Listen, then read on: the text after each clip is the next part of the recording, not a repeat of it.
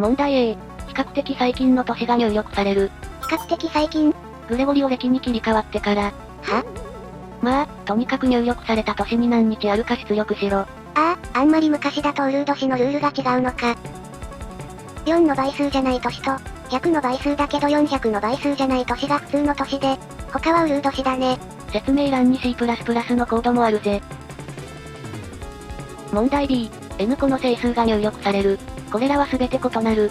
この中で2番目に大きい数は、前から何番目？ N は100以下、数はちょっと大きい。小さい順に相として後ろから2番目に来たやつを、元の列から探すよ。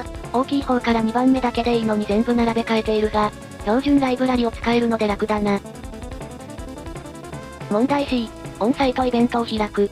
N 人の参加者が、交通費を申請してきた。できれば満額支給したいが、予算に限りがあるので、上限 X を定め、各参加者に X 円まで支給する。支給額の合計が予算を超えないような最大の X は、無限に大きくできるなら無限って言え。人は最大20万人、申請額は最大10億円。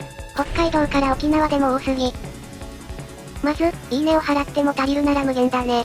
そうじゃないなら無限じゃなくて、二分探索使っていい？二分探索を知らなくてもソートで解けるが、使った方が楽だろうし、使ってしまおう。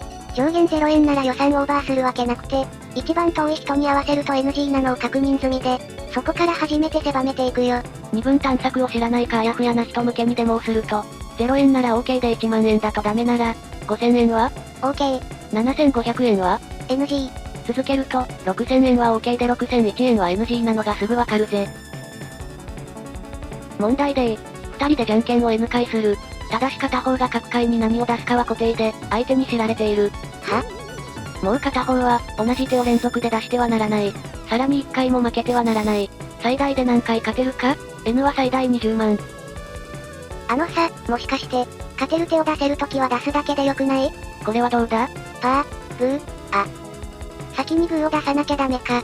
こういう目先のことだけ考える方針を貪欲法って言って、基本的に動作は早いが、今みたいに失敗することもある。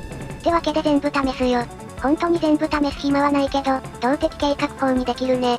動的計画法を一言で説明するのは難しいが、要するに、このグラフで左端から右端に行く時の最高得点を求めている。エデュケーショナル DP コンテストってのがあって、最初の3問を解けば、この問題も解けるようになるはずだぜ。問題 E。長さ N の整数列 A がある。ズバリ、この値を求めろ。挟まってるやつは X を赤。見慣れない演算かもしれないが、二進法で繰り上がりを無視して足し算するだけだぜ。N は最大20万、各要素は最大1億。場所が違う桁は触れ合わないから、1の位、2の位、4の位を別々に見るよ。そしたら0と1だけになって、累積はに変換すると、0と1を数えれば OK。ご視聴ありがとうございました。